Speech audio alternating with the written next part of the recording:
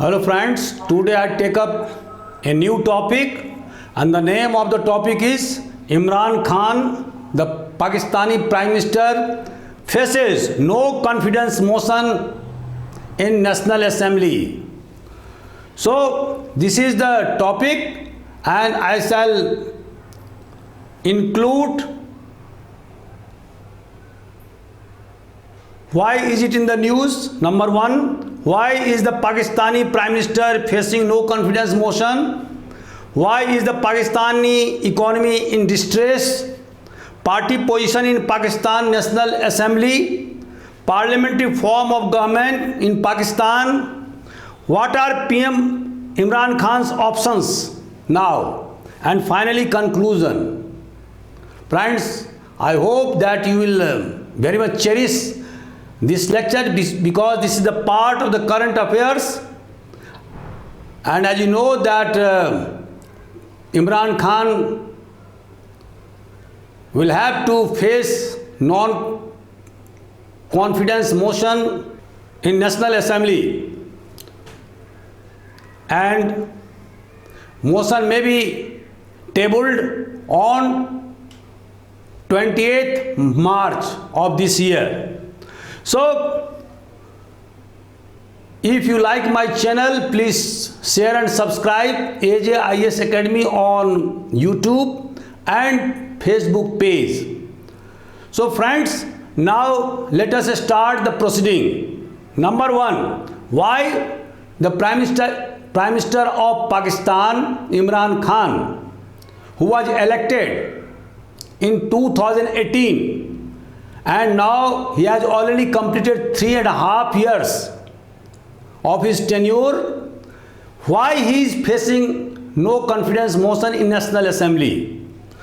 So you see that 100 lawmakers from opposition parties, they have given notice to a speaker regarding no confidence motion. About 30 MPs of his own party PTI, Pakistan Tehreek-e-Insaf, took shelter in Sindh, which is ruled by Pakistan People's Party PPP. No confidence motion may likely be on 28th March, and the total strength of the National Assembly is 342. In order to sustain in government, Imran Khan will have to muster the support of at least 172 MPs of National Assembly. Now, a new development has occurred because there was a perception that Imran Khan is running the government with the support or with the connivance of army. Now, army cleared its stand that it will remain neutral, and it has not shown its inclination towards Imran Khan. So now his position is under jeopardy.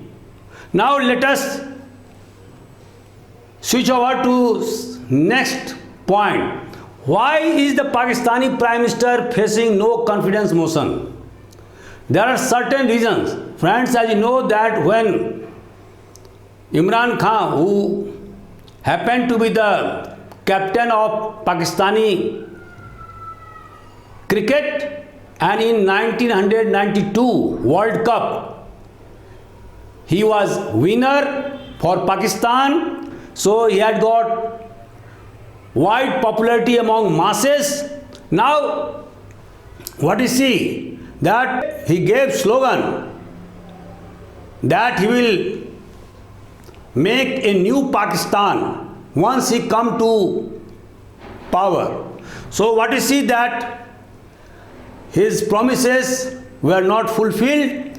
Pakistan is facing now 12% inflation. Friends, as you know that when inflation rises, the bottom 50% of the population are affected very much. Their life becomes miserable. So this 12% inflation is costing the lives of general people. People are very much dissatisfied with the performance of Pakistani government. Secondly, economic crisis. As you know that Pakistani economy is going through economic crisis. The total domestic and external debts are rising and it has reached all-time high at 51.724 trillion Pakistani rupees in 2021, up from 47.931 trillion in June 2021.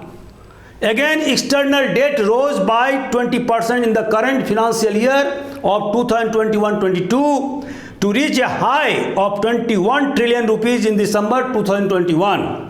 Again, continued borrowing from domestic and external resources for financing the fiscal deficit is increasing the country's debt burden.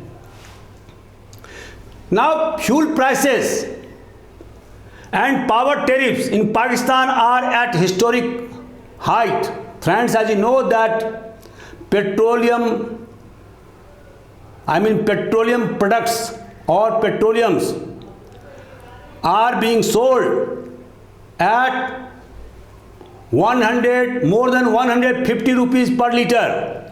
So the life of common people have become very much miserable. IMF gave a $6 billion American dollar as bailout package, but this bailout package did not do much for the improvement of Pakistani economy. Now country is in debt trap and the Imran Khan government is looking for a new debt instrument. I would also like to say that Pakistani government borrowed from Saudi Arabia, then UAE, then China. So after getting power, Imran Khan got monies or loans from one country after another country. But in spite of heavy borrowing from these countries, the economy of Pakistan could not become better. Now the country is sliding down towards economic chaos. Now incumbent government has almost doubled Pakistani's external debt in just 3 years, adding $35.1 billion to an astonishing $85.6 billion American dollar. Pakistani rupee has recently depreciated to the tune of 30.5% against the US dollar in the last 3 years. Under the Prime Minister Imran Khan, Pakistan rupee has fallen from 123 rupees per dollar to 177 Pakistani rupees to $1 in December 2021.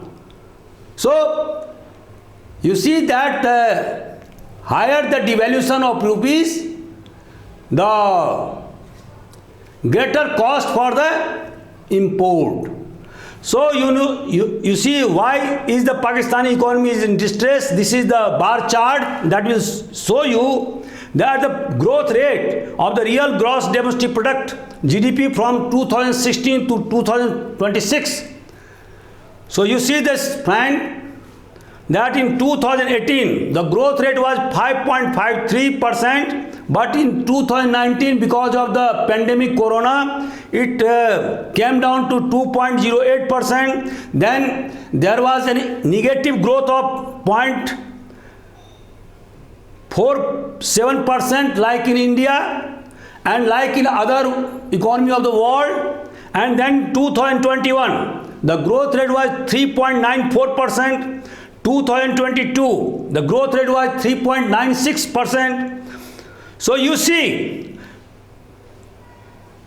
in 2021 or in 2022, the economy has still to recover, and the growth rate was below 4%. Now, another point of economic distress is to be found in the Pakistan's foreign policy. Friends, as you know that since its inception in 1947, Pakistani government aligned with US-led military alliances like Baghdad Pact, SEATO, Southeast Asian Treaty Organization, Central Organization, treaty, and it made military alliance with the US. So, what you see, because of this alliance, Pakistan surrendered its independent foreign policy since the beginning, like Muslim League in pre-independence phase, where Muslim League always aligned with the British imperialism. For example, in 1942 Quit India movement, or before the outbreak of Second World War in 1939, the Muslim League clearly supported British imperialism in its war efforts. And when the Congress government resigned in protest in a state, they celebrated, Muslim League celebrated as Day of Deliverance.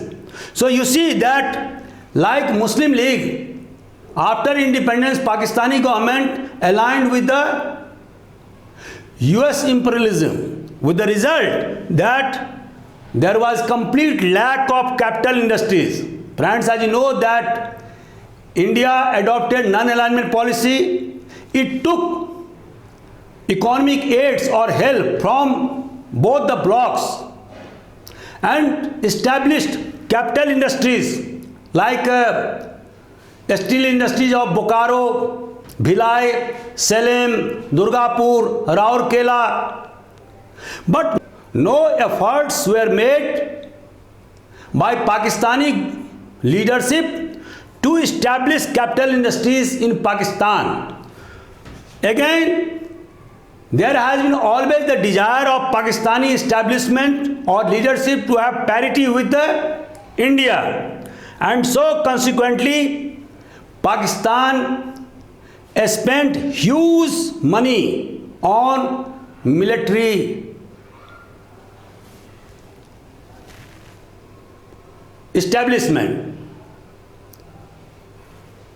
Now Pakistan has become a nuclear power. Pakistan is sixth military power in the world. So the desire to have parity with India cost Pakistan too much economically, and it ate into the vitality of the Pakistani economy. Friends, see this chart, Pakistan's loans history since 2002, and this graph will show you that how with the passage of time Pakistan has become embroiled in huge loans from external borrowings and domestic borrowings. And so you see that in 2013 the loans were to the tune of 14,292 billion rupees in 2013. Now in 2017, what you see that it raised to 21,409 billion Pakistani rupees, and now in 2021 what you see that it has raised to 37,000 billion Pakistani rupees. So with the passage of time, the borrowings from foreign countries, from domestic side, it has increased by leaps and bounds, and this has got cascading effects upon its economy. Now, Pakistan announced a defense budget of 8.78 billion American dollar in fiscal year 2021-22 and an increase of 6.2% over the last year. Again, Pakistani society is dominated by Punjabis, who constitute 60% of the population of Pakistan. After the bifurcation of East Pakistan, which is now called Bangladesh, the balance of power tilted towards Punjabis, and now major portion of military establishments are made of Punjabis. Since 1958, Pakistani military never allowed civilian government to function independently. Friends, as you know that there had been 4 military coups since independence, and now in its history of 75 years, around 35 years, Pakistan has been under military rule, military dictatorship. So you see that now Pakistani army do not want to control civilian administration directly because of the international fallout. They want to control civilian government indirectly, behind the curtain. No government can function independently, and because of the strong presence of army, the civilian government did not take root, or I mean to say that democratic setup has not taken root in Pakistan till now.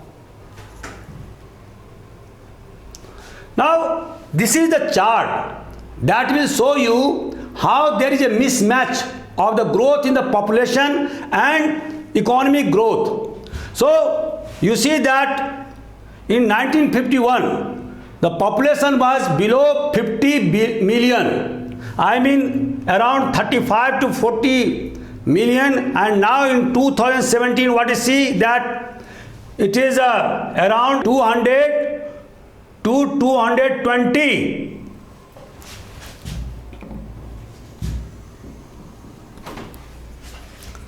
million, about 22 crore population. In 1951 the population was around 3.5 crore. So you see how the population is growing, but the growth rate since 1951 to 2017, what you see that in 1971 to the growth rate was highest. It was around 4%, but thereafter the growth rate slided down, and now it has come down to less than 2.5%. So we see that how the population is growing, because Pakistan did not achieve TFR, total fertility rate.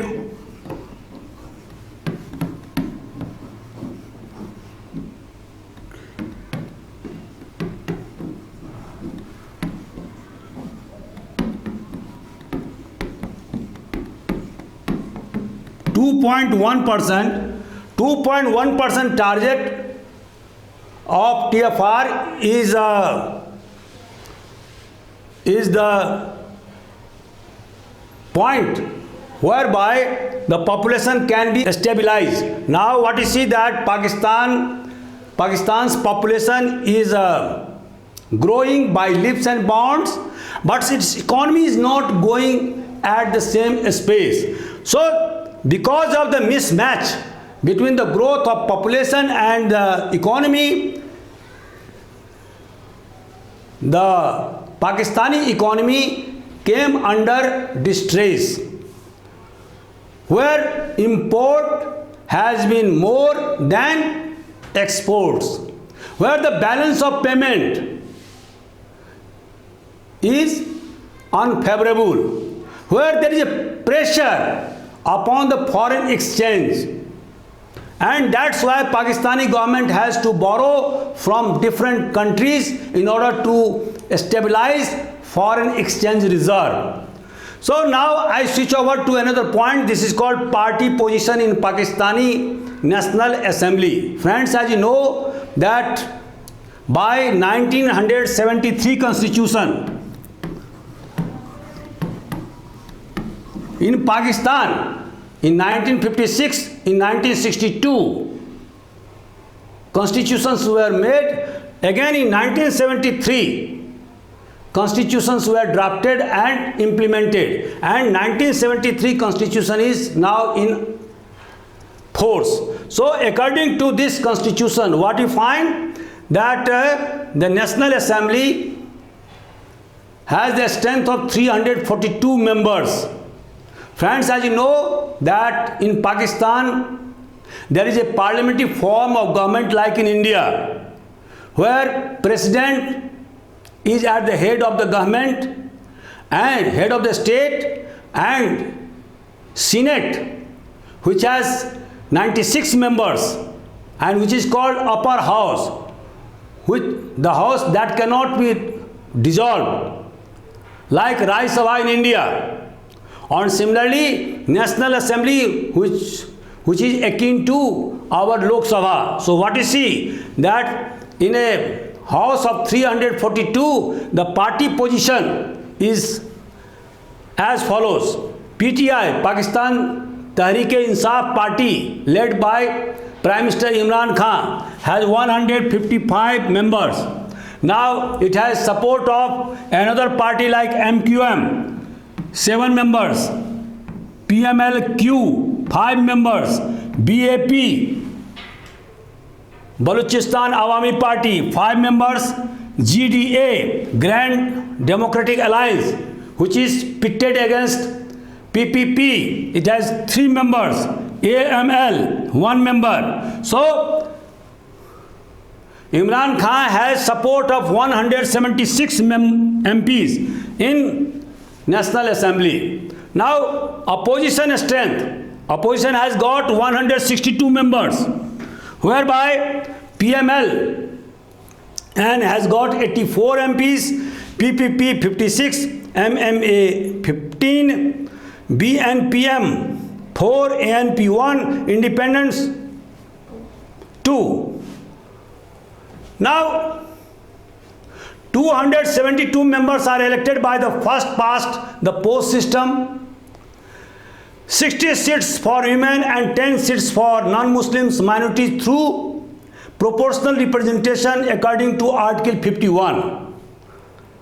Allocation of seats for general categories: Punjab 141, Sindh 61, Khyber Pakhtunkhwa 51, Balochistan 16, and Federal Capital 3 members. Total 272 members, while the women in Punjab 32, Sindh 14, Khyber Pakhtunkhwa 10, Balochistan 4, total 60, and non-Muslims are 10. So total strength of National Assembly is 342. Friends, as you know, here Pakistani constitution is a bit different from our Indian constitution, whereby we see that first past the post system or direct elections for 543 seats for Lok Sabha are held at every 5 years. There is no provision for nomination. Like in Pakistan, where 60 women and 10 non-Muslims are reserved. Now, there are 4 states in Pakistan: Punjab, Sindh, Khyber Pakhtunkhwa and Balochistan. And you see that 60% of the total population constitute Punjabis. And you see that in the National Assembly, what you find, 141 members are elected directly, and then 32 members are women from Punjab. So in all total 173 members come from Punjab. So there is a dominance of Punjabis in Pakistan. Now, parliamentary form of government. Friends, I have already told you that like India, in Pakistan, by 1973 constitution, parliamentary form of government was adopted, whereby Prime Minister is the head of the government and his tenure is for 5 years, but he cannot remain Prime Minister for more than 2 terms. Now the President shall dissolve the National Assembly if so advised by Prime Minister, and the National Assembly shall stand dissolved within 48 hours again. But according to Article 58, the President may dissolve the National Assembly where a vote of no confidence has been passed against the incumbent Prime Minister, and where President thinks that no other party or leader commands majority in National Assembly, then President will dissolve National Assembly. Otherwise, he will try to find out alternative government. So, but the Prime Minister cannot advise the. Here is one exception that I want to pinpoint, and the Prime Minister cannot advise the dissolution of National Assembly when a motion for no confidence has been put against him. So here is the difference between the position of Prime Minister of India and Prime Minister of Pakistan. Friends, as you know that when in 1979 the then Prime Minister Charan Singh could not face Lok Sabha for want of majority, he advised the President to dissolve Lok Sabha, and President accepted the advice of the then Prime Minister of India, I mean Charan Singh, knowing fully well that Charan Singh did not command majority in the Lok Sabha. So what you see that here Pakistani President is not bound to accept the advice of Prime Minister if he thinks that Prime Minister doesn't command majority in the National Assembly, or a vote of non-confidence has already been tabled against him. What are the PM Imran Khan's options now? Number 1, to impose governor rules in Sindh, which is ruled by Pakistan People's Party. Friends, as you know that about 30 MPs of his own party PTI now switched over to opposition camps, and they have taken shelter in the Sindh province at Karachi. So you see that because of this, some politician advised him to impose governor's rule in Sindh. Next, to petition into Supreme Court to debar members of his party who are bent upon voting against him. Thirdly, but limitation is that Anti-Defection Bill Act can only be invoked when his party men or MPs of his party voted against his government. So, if the confidence motion, if the voting had not taken place on the no confidence motion, Anti-Defection Act cannot be invoked against his own party men. Now Imran Khan proposes to rally in front of Parliament in order to muster support, but opposition party are also bent upon organizing a big rally before Parliament. So you see that in coming days there is a possibility of big tussle between the ruling party and opposition party in Pakistan.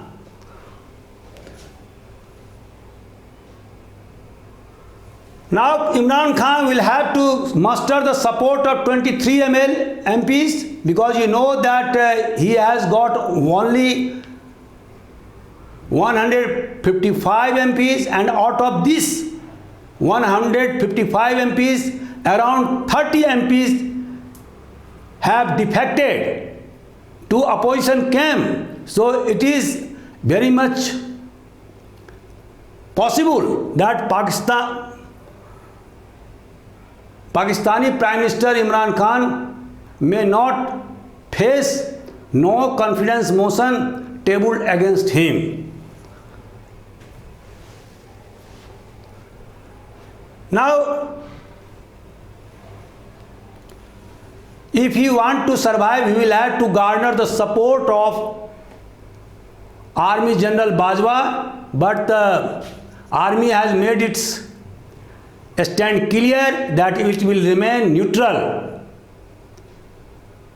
So now conclusion. Friends, as you know that what conclusion we derived from this lecture? No Prime Minister in Pakistan could complete 5 years tenure.